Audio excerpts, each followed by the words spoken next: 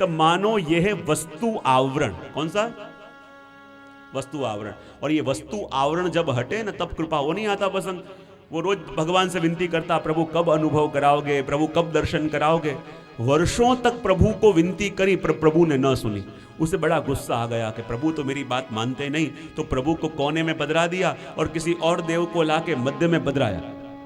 फिर रोज जो भी भोग धरे प्रभु को चिढ़ावे और वहां जाके भोग धरे। कहा देखो इतने साल तक विनती करी आपने न सुनी, अब बैठे रहो। नया वस्त्र लेके आवे, प्रभु को चिढ़ावे और वहां जाके धरावे। ऐसे करते करते एक दिन क्या हुआ, एक बढ़िया अत्तर लेके आया। और अत्तर लेके आया और उसने सोचा कि अत्तर तो मैं इस देव के लिए लेके आया हूं, और यदि अत्तर की शीशी खोली तो खुशबू तो प्रभु को भी आ जाएगी। और आजकल तो मेरा टेढ़ा चल रहा है, प्रभु के संग 36 का आंकड़ा हो गया है। तो मैं अत्तर की शीशी लाया तो सही, लेकिन प्रभु को उसकी सुगंध नहीं आनी चाहिए। यूं करके क्या किया उसने, रुई लेके आया और रुई लेके प्रभु की नासिका में रुई धरा दी। प्रभु की नासिका में रुई धराई और फिर जाके अत्तर की शीशी खोली तो इतने वर्षों तक सेवा करी, प्रभु पसंद न हुए, लेकिन आज प्रकट हो गए और प्रकट होके उसको आशीर्वाद देने लगे। अब वो चक्कर खा गया। इतने सालों तक आपकी सेवा करता रहा, आप प्रसन्न न हुए और आज ये अत्तर की खुशबू आपको न मिले, इसलिए नासिका में रुई धराई और आप प्रकट हो गए। तब प्रभु ने कहा इतने साल तक तूने मेरी सेवा करी पर मुझे मूर्ति रूप से जानता था, पर आज तूने नासिका में रुई धराई, कम से कम तुझे भरोसा तो आया कि मैं भी खुशबू लेता हूं। आज तूने मुझे प्रकट माना। इसका मतलब ये नहीं घर जाके प्रयोग करो। आज कम से कम तुझे ये अनुभव तो हुआ कि मैं प्रकट हूं। तो जब भगवान भी हमको कोई स्वरूप के आकार में दिखाई देवे तो मानो वो वस्तु आवरण है। तो तीसरा कहा आपने जीव आवरण। कौन सा? और जीव आवरण यानी क्या? जब ये जीव, एक होता है आत्मा और एक होता है जीव। आत्मा और जीव में क्या भेद है? आत्मा और जीव दोनों में क्या भेद? दोनों एक ही के अलग अलग?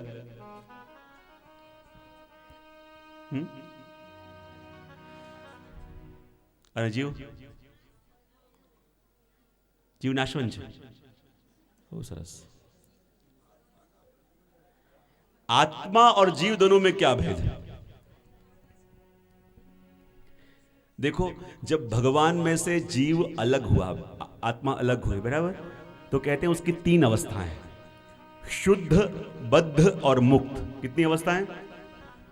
शुद्ध, बद्ध और मुक्त। जैसे अग्नि के अंदर से एक तिनका निकलता है, वैसे अपन भगवान में से निकले। अब अग्नि में से जो तिनका निकलता है उसके अंदर भी ये सामर्थ्य है कि नहीं? यदि सूखे घास के ढेर में पड़े तो उसको जला सकता है कि नहीं?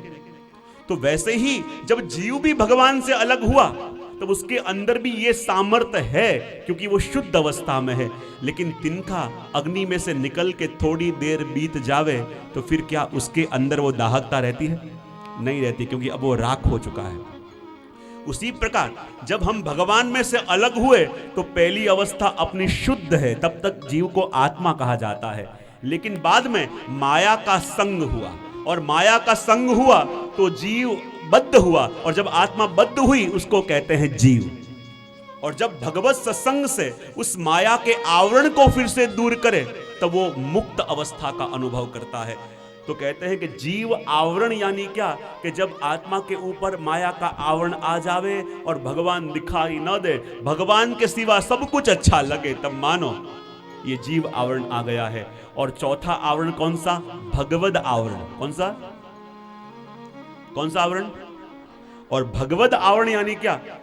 यदि भगवान ही किसी को दर्शन देने की इच्छा नहीं करते तो वो चाहे दुनिया भर के साधन कर लेवे, दुनिया भर के तीर्थ घूम के आ जावे, दुनिया भर के जप पाठ कर दे, पर जो लो हरि अपनो न जतावे। जब तक प्रभु स्वयं अपने आप को जताने का प्रयत्न न करें, इच्छा न करें, तब तक प्रभु का अनुभव हो नहीं सकता। उसको कहते हैं भगवद आवरण। अपने पूछा नहीं इसलिए क्यों, भगवद आवरण क्या है? किसी ने पूछा एक आचार्य ऋषि से कि अपने वहां अपना सच्चा धन तो प्रभु हैं, और जब सच्चा धन प्रभु हैं तो फिर प्रभु के आसपास सोने चांदी के खिलौने, ऐसी भारी भारी पिछवाइयां, ऐसा भारा भारा साहित्य, ऐसी सजावट क्यों करने में आती है? अपना धन तो प्रभु है।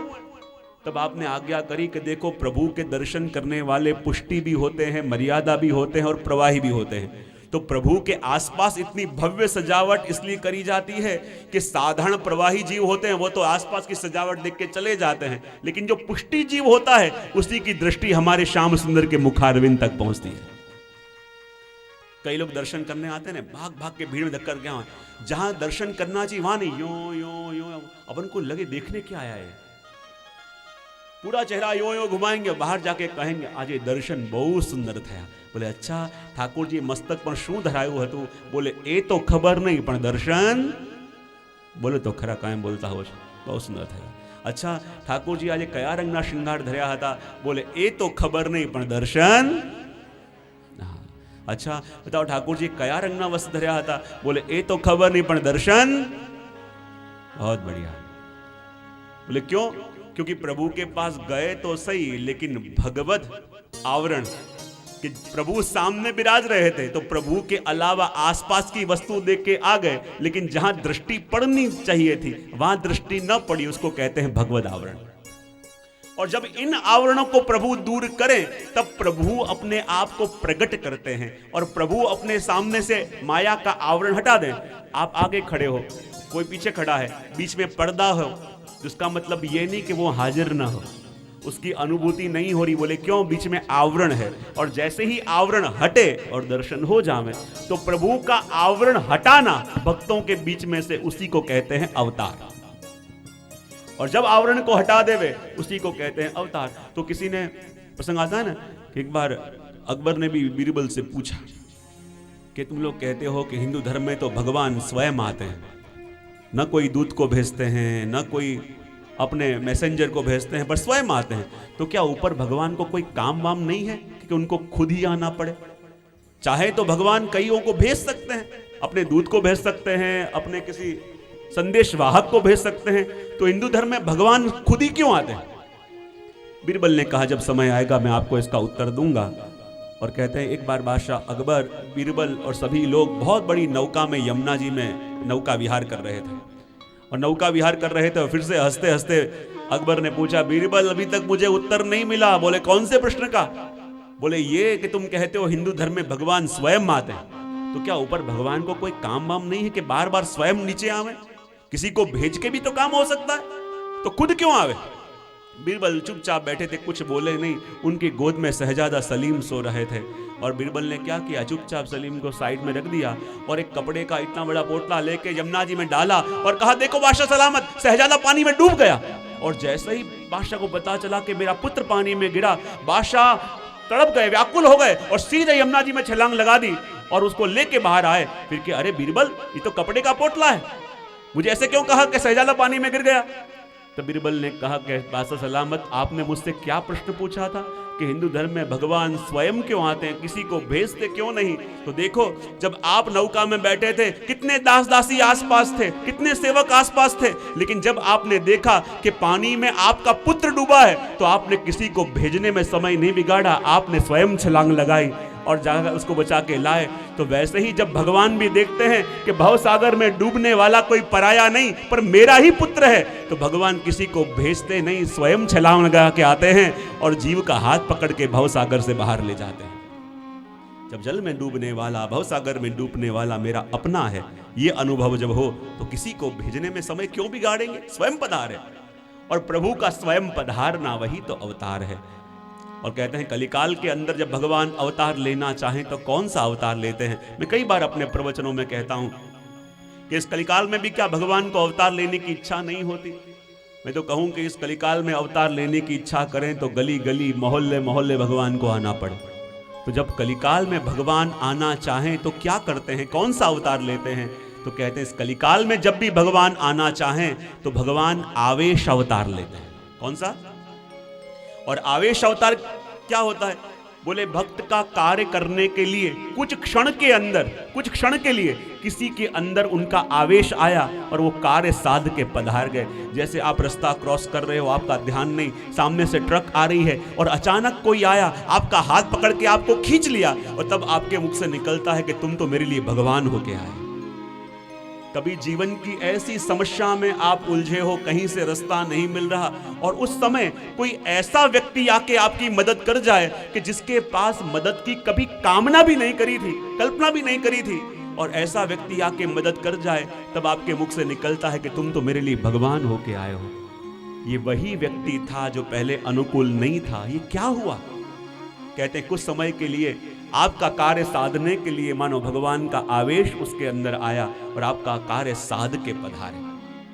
क्योंकि भगवान की अनुभूति कहां होती है, भगवान की अनुभूति किस क्षण होती है अपन जानते नहीं। मैंने कहीं प्रसंग सुना था, मुझे बड़ा प्रिय है, बहुत सुंदर वार्ता है, जिसका नाम है कि लंच विद गॉड। छोटा सा बच्चा मां के संग झगड़ा करता है, कहता है मुझे आज भगवान को देखना है, मुझे आज भगवान को मिलना है, और भगवान को मिले बिना वापस नहीं आऊंगा। मां ने कहा ठीक है, भगवान को जब तू मिल लेवे तो बातचीत करके वापस तो आएगा। बोले आऊंगा। छोटा सा बच्चा है, उसने विचार किया पता नहीं भगवान को मिलने जाऊं, देर भी हो जावे, भगवान को आने में शायद विलंब भी हो जाए, इतने काम उनके पास होते हैं, आवे कि ना आवे। तो उसने छोटी सी बैग तैयार करी, उसमें थोड़े चिप्स के पैकेट रख लिए, थोड़े जूस के पैकेट रखे कि जो मैं भगवान को मिलने जाऊंगा, भगवान को शायद आने में देर हो गई, मुझे भूख लगी, प्यास लगी, तो मैं क्या करूंगा, तो ये चिप्स खा लूंगा, ये जूस पी लूंगा। यो विचार करके वो चलता चलता गया, थक गया, तो एक जगह लेक के किनारे पे, तालाब के किनारे पे वो बैठ गया, और जैसे बैठ गया पास में एक वृद्ध व्यक्ति आके बैठे, और जैसे वृद्ध व्यक्ति आके बैठे, ये उनको देख रहा था, वो इनको देख रहा था, और जैसे ही उसने वृद्ध व्यक्ति की ओर देखा, और वृद्ध व्यक्ति ने इतना सुंदर स्मित उसके आगे किया कि लड़का प्रसन्न हो गया, देखो कितना बढ़िया हंस रहे हैं, कितना मीठा हंस रहे हैं, और ये हंसी उसे बार बार देखने का मन हुआ। बच्चे को भूख लगी थी, उसने चिप्स का पैकेट निकाला और पैकेट तोड़ा, खाने गया, लेकिन वो वृद्ध व्यक्ति पास बैठे थे, उसने चिप्स उसकी ओर बढ़ाया, तब उस वृद्ध व्यक्ति ने एक चिप्स लिया और लेके इतनी सुंदर स्मित करी कि स्मित से वो इतना रोमांचित हो गया, देखो कितना मीठा हंस रहे हैं, कितना प्यारा हंस रहे हैं, ये हंसी मुझे बार बार अनुभव करनी है। फिर से चिप्स दिया, फिर से एक लिया, और इतना मीठा हंसे, वो बच्चा रोमांचित हो गया। थोड़ी देर के बाद उसने जूस का पैकेट भी दिया, वो जूस भी लिया, फिर से हंसे, और बार बार हंसी देख के बच्चा इतना रोमांचित हो गया था, कितना मीठा हंसते, कितनी मधुर मुस्कान है इनकी, कितना प्यार है इनके स्मित में। लेकिन जब शाम होने को आई, बच्चे को लगा अब मुझे घर जाना चाहिए, अब भगवान यहाँ मिलने आए, ऐसे कोई चांस नहीं लग रहे। लेकिन जब आगे जाने गया, उसे लगा कितना हंस रहे थे, एक बार इनकी हंसी और देखूं। यूं करके लड़का भागते भागते आया और जो वृद्ध थे उनसे लिपट गया, और जहां उनसे लिपट गया और वृद्ध ने इतना सुंदर स्मित दिया, इतना सुंदर स्मित दिया कि बिछड़ते हुए बच्चे की आंख में भी आंसू आ गए। उनसे जुदा होते हुए बच्चा चलते चलते अपने घर आया, और वो वृद्ध चलते चलते अपने घर आया। जब बच्चा गया तो उसकी मां ने दरवाजा खोला और कहा क्या तुझे भगवान मिले? बोले हाँ भगवान मिले, पर मुझे पता नहीं था कि भगवान इतना मीठा हंसते हैं। और जब वृद्ध अपने घर गया, उसके बेटे ने कहा कहाँ जाके आए? तो वृद्ध ने कहा कि मैं भगवान के संग लंच करके आया, लेकिन मुझे पता नहीं था कि भगवान इतने छोटे से होते हैं। दोनों ने अनुभूति करी, दोनों ने वो अनुभव किया, कुछ घटना घटी है, कुछ अनुभूति हुई है, कुछ पाया है, कुछ अनुभव किया है। और वो अनुभूति जब हो, फिर उसके आगे कोई प्रमाणों की जरूरत नहीं रहती, उसके आगे सब कुछ सीमित हो जाता है। और भगवान कब आवेश लेके अपन उनको अनुभव करावें ये अपन नहीं जानते, उसी को तो आवेश अवतार कहते हैं। और आगे चौथे अध्याय के अंदर प्रसंग आता है, प्रश्न पूछे गए भागवत संबंधी, भागवत के कर्ता संबंधी। कस्मिन् युगे प्रवृतेयं स्थाने बाकेन हेतुना कुतः संचोदितः कृष्ण कृतवान् संहिता मुनि। कृपा करके बताइए व्यास जी ने भागवत की रचना कब करी, क्यों करी? और सुना है कि उनके पुत्र सुखदेव जी तो ऐसे विरक्त हैं कि गोदोहन काल यानी 6 मिनट से अधिक किसी स्थान पे बैठते नहीं या रुकते नहीं। तो उन्होंने भागवत जी का अध्ययन कैसे किया, और परीक्षित को 7 दिन तक भागवत सुनाया कैसे?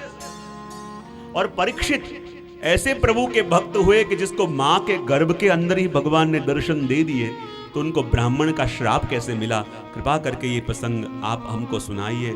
और वर्णन करते हुए कह रहे हैं कि द्वापर युग की समाप्ति का समय था और व्यास जी अपने आश्रम में विराज रहे थे, और सरस्वती जी का जैसे ही पान किया, कलिकाल के दर्शन हुए कि जब कलिकाल आएगा तब न किसी को धर्म ग्रंथ पढ़ने की इच्छा होगी, नहीं उसमें रुचि होगी। कलिकाल के अंदर व्यक्ति को हरेक के लिए समय होगा, पर समय नहीं होगा तो प्रभु के लिए नहीं होगा। तो ये बड़े बड़े धर्म ग्रंथों का अध्ययन कौन करेगा? ये विचार करके वेदों का विस्तार किया, विचार किया वेदों के ऊपर हरेक का अधिकार नहीं है। महाभारत की रचना करी, 17 पुराणों की रचना करी, लेकिन मन में शांति नहीं मिल रही। मानो प्रभु मुझसे कुछ करवाना चाहते हैं, लेकिन मुझे पता नहीं चल रहा कि प्रभु मुझे क्या करवाना चाहते हैं। जब अंतः से कोई प्रेरणा न हो तो भगवान आप ही प्रेरणा दो, प्रभु को एक संत का संग कराओ। और प्रभु ने प्रेरणा करी और व्यास जी के आश्रम में आज नारद जी पधारे। और जैसे ही नारद जी पधारे, व्यास जी प्रसन्न हो गए कि आज जरूर प्रभु ने मेरे ऊपर दृष्टि करी कि मेरे घर में कोई वैष्णव आए।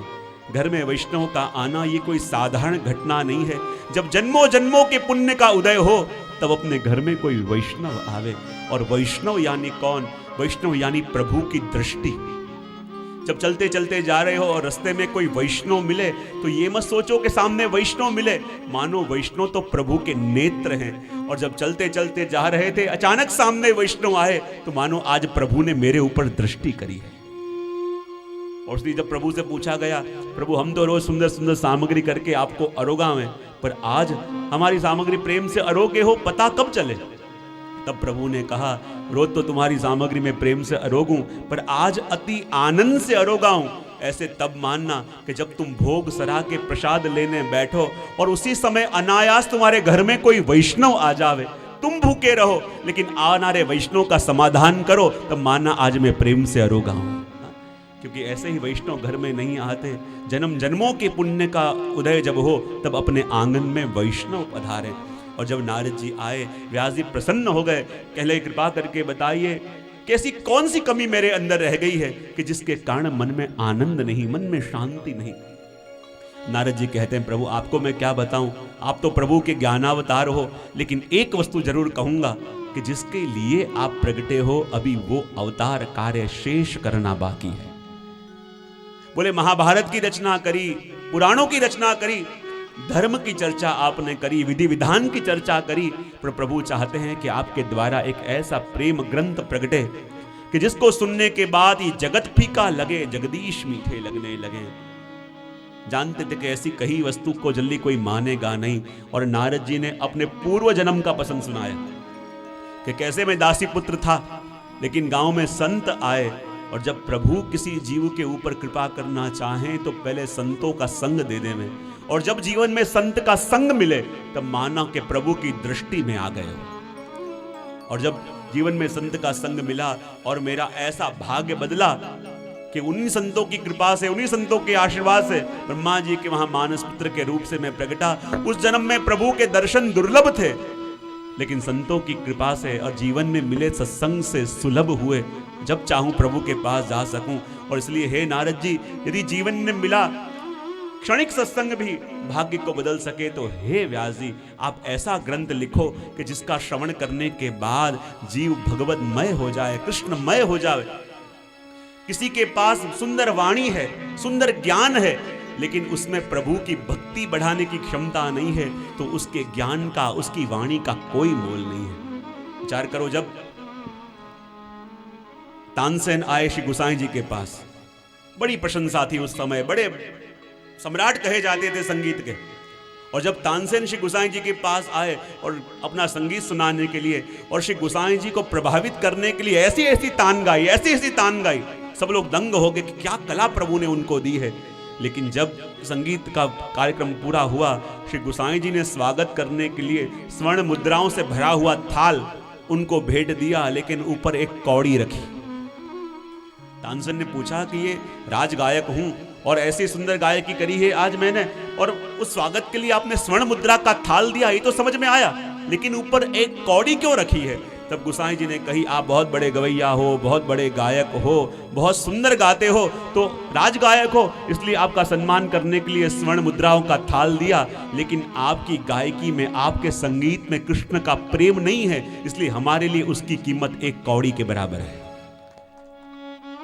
और फिर गोविंद स्वामी को कहा कि आप गा के दिखाओ। और जब गोविंद स्वामी ने गाया और ऐसे जानो प्रभु खेलते हैं ऐसा नजर आया, तब पता चला कि कोई मधुर वाणी दी है, मधुर ज्ञान दिया है, लेकिन वो कृष्ण प्रीत्यर्थ नहीं है, तो फिर उसका कोई मोल नहीं रहता। हे व्यास जी, आप ऐसा ग्रंथ प्रकटो, ऐसा ग्रंथ लिखो कि जिसको सुनने के बाद कृष्ण के लिए प्रेम बढ़े। और व्यास जी ने सोचा कि धर्म की चर्चा तो मैंने बहुत करी, विधि विधान की चर्चा मैंने बहुत करी, ज्ञान की चर्चा मैंने बहुत गाई, पर अब तो मुझे मेरे प्रिय के गुणगान गाने हैं। और जीवन में जो सबसे प्रिय हो, सबसे प्रिय हो, उसके लिए शब्द आता है वल्लभ। कहा कि जगत के गुणगान तो मैंने बहुत गाए, अब तो मुझे मेरे प्यारे के गुणगान गाने हैं। और उस समय व्यास जी के भाव थे, वल्लभ गुण गावा रे गावा रे, वल्लभ गुण गावा रे गावा रे, वल्लभ गुण गावा रे गावा रे, वल्लभ गुण गावा रे गावा रे। अवसरिया नहीं आवे आवारे आवारे आवारे, वल्लभ गुण गावा रे गावा रे, वल्लभ गुण गावा रे गावा रे। तालियां बजाते बजाते भाव से झूमते हुए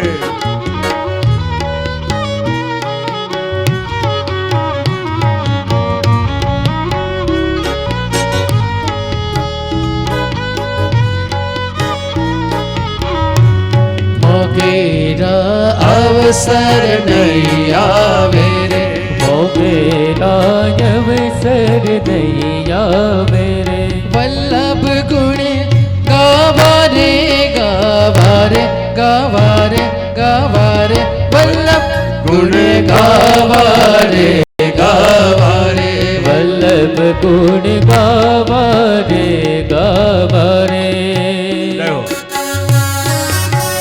भाव से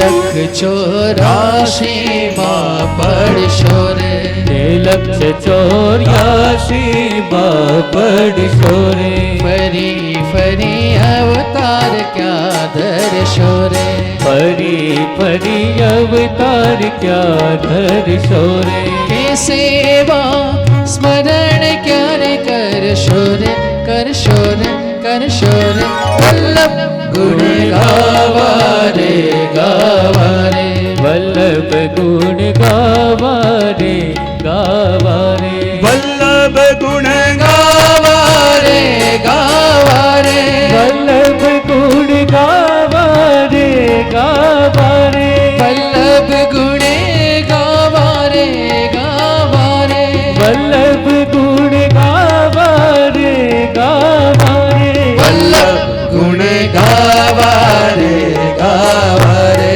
वल्लभ गुण गावा रे गावा रे। अवसरिया नहीं आवे आवारे आवारे आवारे, वल्लभ गुण गावा रे गावा रे, वल्लभ गुण गावा रे गावा रे।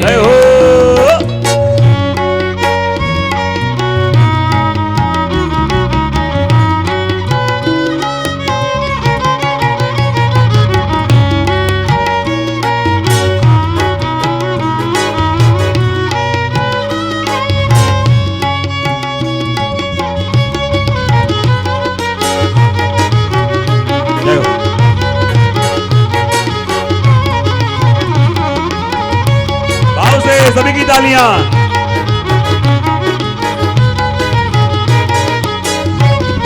चितड़ा माझे दीने चालो रे, चितड़ा माझे दीने चालो रे, नगुड़ा थईने शुमालो रे, नगुड़ा थईने शुमालो रे, प्रभु जीविना ठाठ बदो ठालो रे ठालो रे ठालो गुण गावा रे गावा रे वल्लभ गुण गावा रे गावा रे वल्लभ गुण गावा रे गावा रे वल्लभ गुण गावा रे गावा रे वल्लभ गुण गावा रे गावा रे वल्लभ गुण गावा रे गावा रे वल्लभ गुण गावा रे गावा रे वल्लभ गुण गावा रे गावा रे। जय हो। सभी की तालियां भाव से।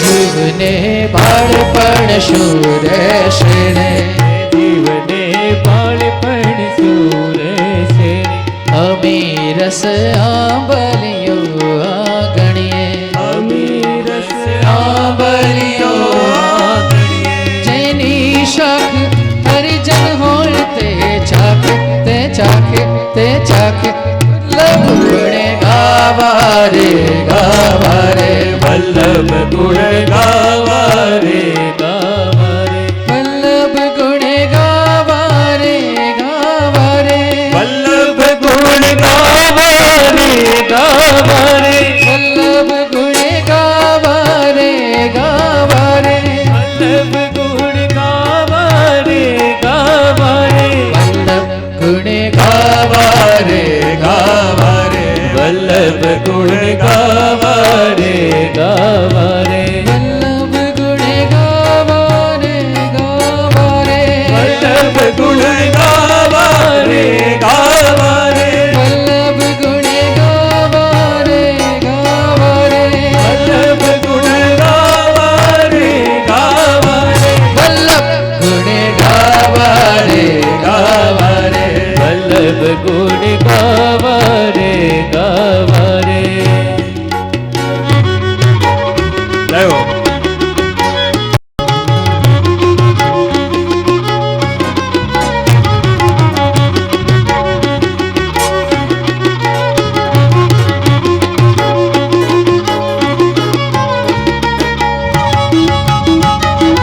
जय हो।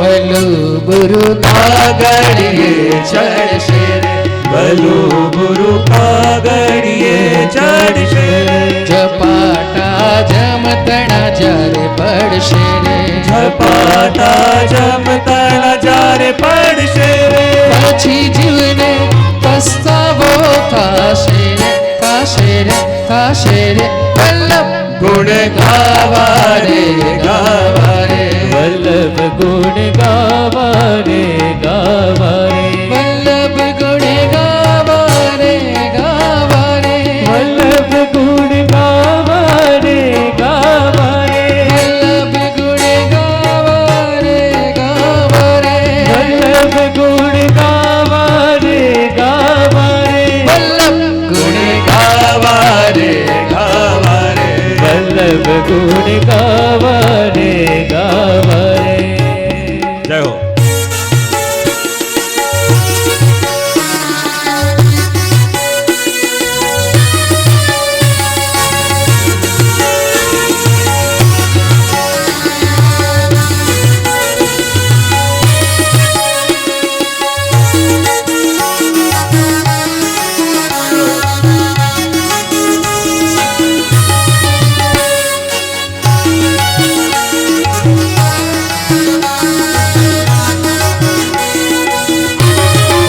भलुत श्री हरि राय नु था शेरे भलुत श्री हरि राय नु था शेरे बीजू बधु अवर जो जा शेरे बीजू बधु अवर जो जा शेरे वल्लभ दास कहे छे कर जोड़ी रे जोड़ी रे जोड़ी रे वल्लभ गुण गावा रे गावा रे वल्लभ गुण गावा रे गावा रे वल्लभ गुण गावा रे गावा रे वल्लभ गुण गावा रे गावा रे वल्लभ गुण गावा रे गावा रे वल्लभ गुण गावा रे गावा रे वल्लभ गुण गावा रे गावा रे वल्लभ गुण गावा रे गावा रे सरिया नहीं आवे